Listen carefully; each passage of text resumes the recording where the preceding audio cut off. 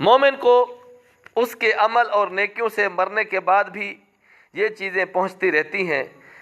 علم جس کی اس نے تعلیم دی اور اشاعت کی، اور اولاد صالح جسے چھوڑ مرا، یا مصحف جسے میراث میں چھوڑا، یا مسجد بنائی، یا مسافر کے لیے مکان بنا دیا، نہر جاری کر دی، یا اپنی صحت اور زندگی میں اپنے مال میں سے صدقہ نکال دیا جو اس کے مرنے کے بعد اس کو ملے گا۔ یعنی ابن باجہ دی حدیث پاک ہے، نبی علیہ السلام نے ارشاد فرمائے مومن دا اوندا عمل تے اوندا نیکیاں اوندا مرن تو بعد بھی جڑے پہنچ دین او آپ نے گن کے سنائیں۔ پہلی ہے کہ علم، جڑا لوگوں کو علم سکھا کے گئے، اشاعت کیتی سی، کتاباں لکھی سی، لوگوں کو واضح و نصیحت کیتی سی، لوگ او کو یاد رکھی ودن اون تے عمل کریں دن، اگرچہ او دنیا تو چلا گئے لیکن ایندا ثواب کو ملدا رہا سی۔ نمبر 2 یا مصحف یعنی قرآن کریم گھن کے مسجد پڑھن والے لوگوں کو جنہاں کو قرآن گھنن دی استطاعت نہ انہاں کو دتے سی، او قرآن روزانہ تلاوت تھیندا پے، جے تو تلاوت تھیندا رہا سی دیون والے کو ثواب ملدا رہا سی۔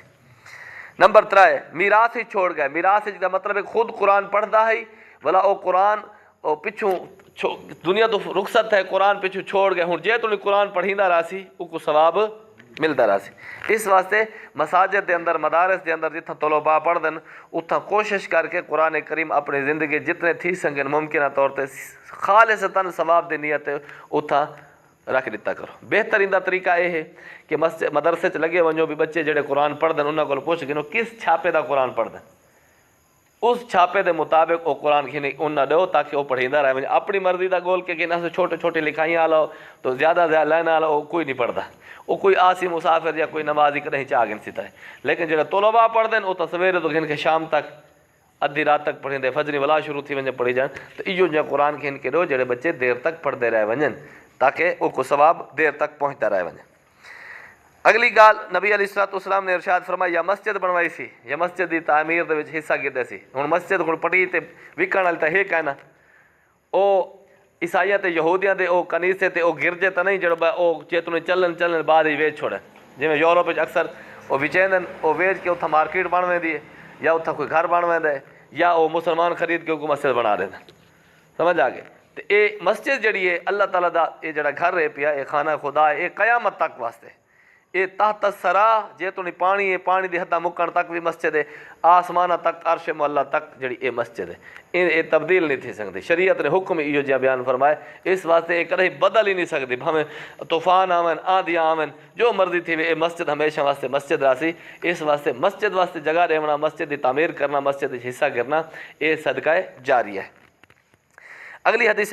اگلی گال جڑی نبی علیہ السلام نے ارشاد فرمایا مسافر کے لیے مسافر خانہ بنوا دیتے، لوگ روڈ تے کھڑے رہندن گڈی دے انتظار دھوپ ہوندی ہے اتھا چھپرا بنوا دیتے،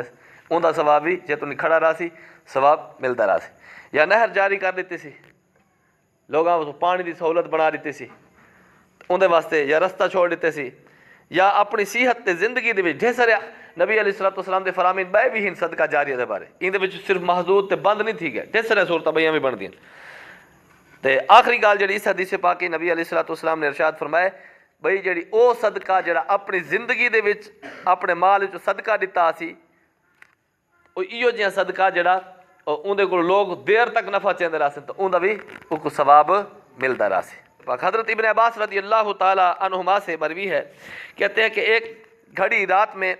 پڑھانا ساری رات کی عبادت سے افضل ہے۔ سمجھ آ گئی؟ جی میں تساں پڑھتے بیٹھے ہوئے نا، ایک گھڑی دا مطلب کیا ہے؟ چلو ایک گھنٹہ گنو، ایک گھڑی دا مطلب ایک منٹ بھی تھی سکتا ہے، سمجھ آ گئی؟ گھڑی تو مراد گھڑی چینج تھی ہے مطلب ایک گھنٹہ، جی میں ایسا ایک گھنٹہ رکھا ہے۔ آپ نے ارشاد فرمایا رات دا ایک گھنٹہ پڑھنا تے پڑھاونا ساری رات دی عبادتوں افضل ہے۔ یعنی کہ ایک بندہ نماز عشاء پڑھ کے نوافل شروع کر دے مسجد دے کونے تے صبح صادق طلوع تھیون تک او تے نوافل پڑھدا رہے، او بالکل ایک منٹ دی بھی سستی نہ کرے۔ ایک بندہ او آئے اپنے استاد کو ایک گھنٹہ تعلیم حاصل کیتی سی، استاد نے کو پڑھائے، استاد ہی سم گئے تے شاگرد بھی سم گئے، او عبادت ساری رات کیتی سی، اون دی عبادت ایک پاسے، انہاں دا سمنا ایک پاسے، اے عبادت ان دی زیادہ ہے۔